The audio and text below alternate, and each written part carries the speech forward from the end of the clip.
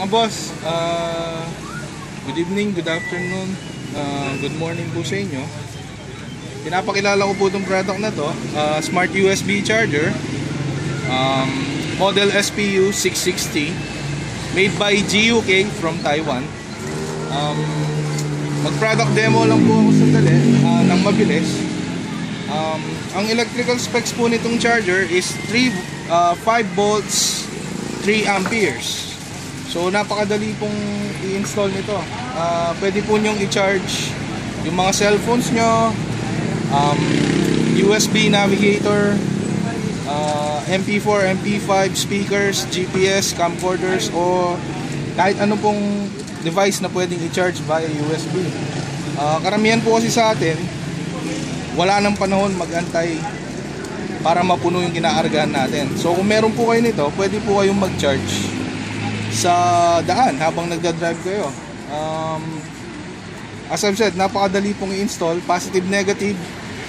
Positive, negative, pwede sa motor, pwedeng direct sa battery, lagyan lang ng kill switch, on and off, or pwede rin sa ignition. Pagka sindi ng motor, naka-on na rin yung charger. Bali, ito po yung mga content ng package. Meron po tayong dalawang wire clips para hindi na kailangan magbakbak. Pasok nyo lang po dyan yung wire, and yung wire ng motor nyo, pagkapasok, mateterminate na po siya mag-isa. Malinis na malinis po yung pagka-install. Sa pagmamount naman po, pwede nyo po siyang i-mount. Magbutas kayo sa motor nyo, just drill a hole 23 millimeters in diameter, tapos meron siyang nut, i-nut nyo lang sa loob. So pwede. Kung wala naman po kayong mabutasan, meron rin siyang handlebar mount. So pasok nyo itong charger dito. Sandali lang ho ha, papasok natin. Napakadali po nitong i-install mga sir. Bali, ito po, ipapasok nyo lang yung charger dito, and then itong side na to para sa handlebar mount. Para sa handlebar, iipit po siya sa handlebar nyo. So kahit paanong posisyon nyo po siya i-install, pwede siya. Okay, i-demo po natin siya ha, mga sir. Bali, positive, negative. Positive, negative, positive. Ayun, umilaw. Bali, ayan po, may LED indicator po tayo. Pag blue, it means activated yung charger. So try po natin ha. Bali, ayan po, try natin. Ano ba to? Ayun. Ayan po, nakikita nyo, nagcha-charge. Charging, 39%.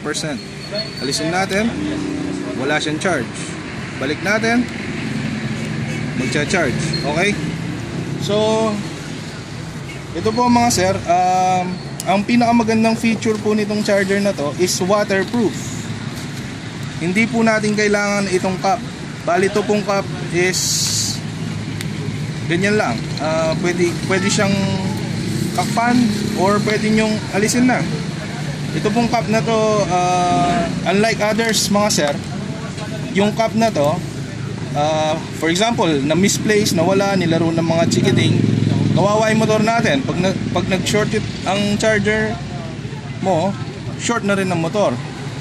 Unlike po nito, even na ibabad po natin siya sa tubig mga sir, ayan, nakababad. Pwede.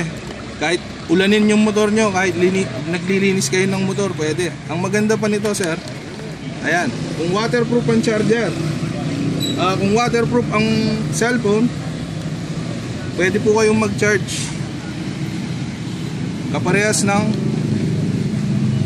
ayan po, kung nakikita nyo, charging, nakababad sa tubig. Hindi po natin kailangan, bro, pakitaas mo. Hindi po natin kailangan ng takip. Hindi po natin kailangan mag-ingat sa tubig, dahil pwede po siya i-charge kahit umuulan. So maraming salamat po sa oras nyo. Kung gusto nyo pong mag-avail ng product or mag-inquire, i-PM nyo lang po ako sa Facebook, or go to the fan page www.fb.com/USB charger. Maraming salamat po sa inyo. Lastly, ang isa pa mong feature pala nito, pahabol lang po, pasensya na, nakalimutan ko sabihin.